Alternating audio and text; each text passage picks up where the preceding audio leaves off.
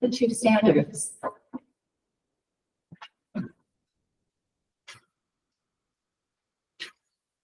The meditation on the two standards comes right out of Ignatius' life as a soldier.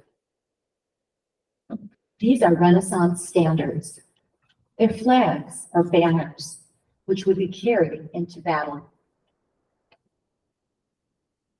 This meditation on the two standards invites us to look at two opposing tactics and values, those of Christ, those of the evil one.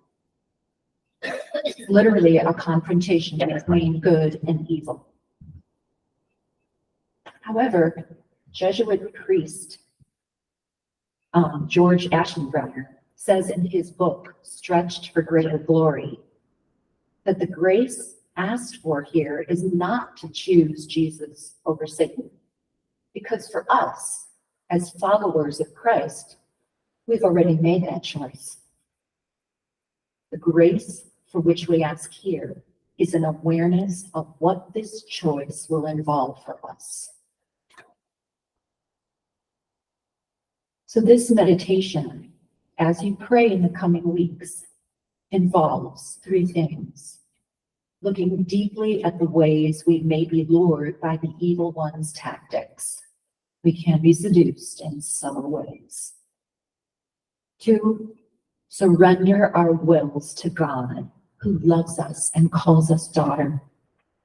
To realize with growing awareness, as many of you have these last few weeks, that nothing we do is of our making, nothing we do is of our planning, or our design, or even in our control. It's not about us. It's about God. Everything has come from God. Everything belongs to God. And 3, committing ourselves once again to be followers of Christ, to stand under the banner of the Christ Project, to see how we can best fit into Christ's plans, and like Mary, to say yes.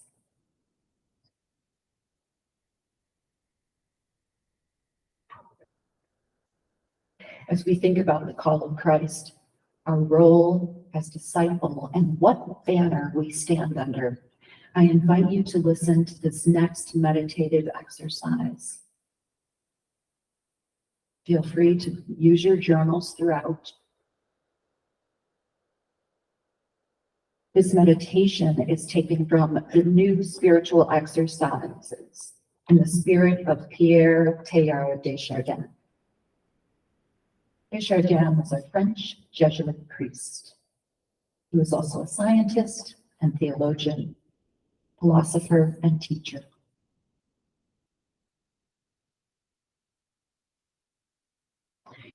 As you settle in, you may hear in your heart Christ saying something like this to you.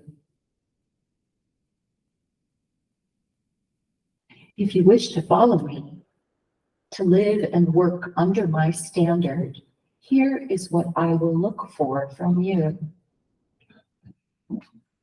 Are you willing to be poor in spirit?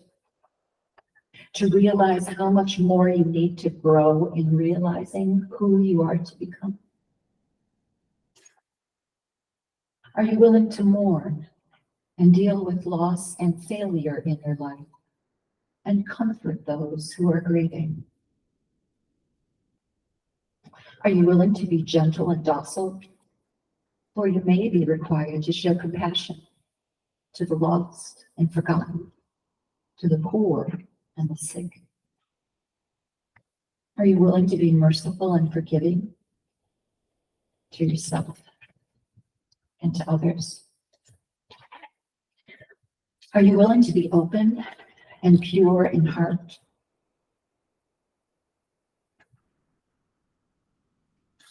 Are you willing to be a peacemaker?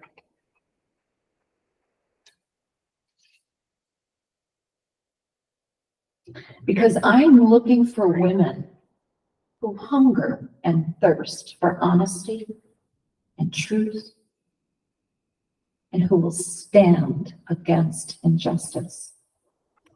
I am looking for women who may be persecuted for being good, honest, and compassionate.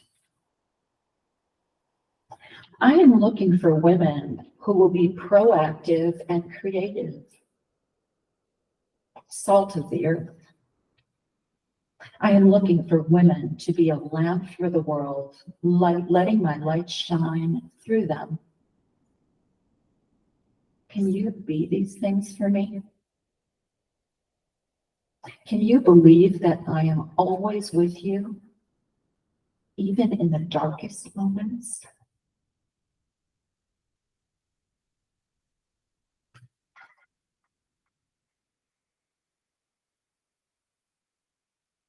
Can you believe that even when you are rejected by others, you will have all the grace you need to grow and do your task?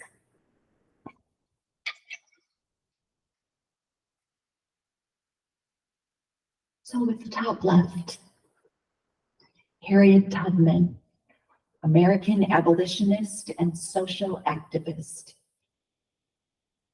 She escaped enslavement and helped 70 other people escape via the Underground Railroad. The top right, Dorothy Day, an American journalist and social activist who helped establish the Catholic worker movement, a pacifist movement that combined direct aid for the poor and homeless. Her cause for canonization is up and has been opened, and she's referred to as a servant of God.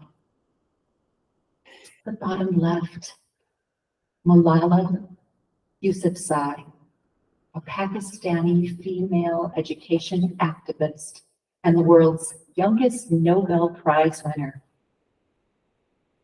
The Taliban attempted to assassinate her in 2012. She works for the education of women and children. And of course, the bottom right, dear Mother Teresa, who founded the Missionary of Charities.